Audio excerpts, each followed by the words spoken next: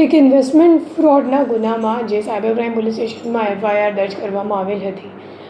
એમાં કુલ 9,58,000 રૂપિયાની છેતરપિંડી વિક્ટિમ સાથે કરવામાં આવ્યું હતું. જેમાં જે વિક્ટિમ છે એમને ટેલિગ્રામ મારફતે એક ગ્રુપમાં એડ કરીને પછી એમની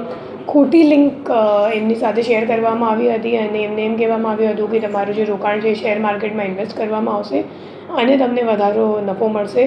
અને ખોટી લિંકમાં ખોટી રીતે એમને રિટર્ન પણ જોવા મળતું હતું. અને જ્યારે વિક્ટિમે વિથડ્રો કરવાનો પ્રયાસ કર્યો ત્યારે ખબર પડી કે એમની સાથે છેતરપિંડી થઈ ગઈ છે, કેમ કે એ લોકો વધારાના ચાર્જ પણ માંગતા હતા અને વિથડ્રો કંઈક કરવા એ લોકોએ દીધા નથી. પછી આ ગુનાની તપાસ કરતાં ખબર પડી કે મોટાભાગના જે પૈસા છે એ પરભણી મહારાષ્ટ્રમાં રહેતો ઉદ્ધવ ધોંધલી છે,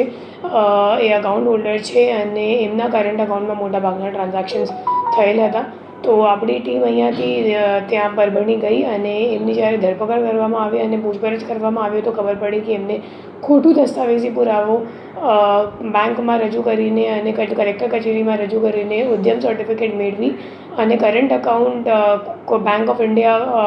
બ્રાન્ચમાં ખોલાવવામાં આવ્યું અને એમના જે અકાઉન્ટ છે એ પોતે કમિશન ઉપર જે બીજો આરોપી છે ગોપેન્દ્ર શિંદે એમને આપ્યું. ગોપેન્દ્ર શિંદેની પૂછપરછ દરમિયાન બહાર આવ્યું કે એડિશનલ ઇન્કમ શોધતો હતો અને એ મુજબ એમની સંપર્ક કોઈની જોડે ટેલિગ્રામ પર થઈ અને સામેવાળાએ જ્યારે કરંટ અકાઉન્ટનું ડિમાન્ડ કર્યું હતું ત્યારે એમના ઓળખીતા જે ઉદ્ધવ છે તો એમનો સંપર્ક કર્યો અને એમની પાસેથી કરંટ અકાઉન્ટ ખોલાવીને એમને કમિશન આપ્યું અને પોતે આ જે અકાઉન્ટ છે એ રાજકોટમાં જે ત્રીજો નાસ્તો કરતો આરોપી છે એને કોરિયર કરીને આપ્યું. અને હવે જે ગોપેન્દ્ર શિંદે છે એમને આ અકાઉન્ટમાં જેટલું ટ્રાન્ઝેક્શન થયું છે એ તમામ ટ્રાન્ઝેક્શન ઉપર 5%નું કમિશન મળતું હતું. અને આ અકાઉન્ટમાં આપણે જોવા જઈએ તો કુલ 3-4 મહિનામાં 1,47,00,000 જેટલાનું ટ્રાન્ઝેક્શન થયેલ છે અને ટોટલ 13 NCCRB ફરિયાદ પણ આખા ઇન્ડિયામાં નોંધાયેલ છે, જેમાં જે છેતરપિંડીની રકમ છે એ 40,48,00,000 રૂપિયાની છે.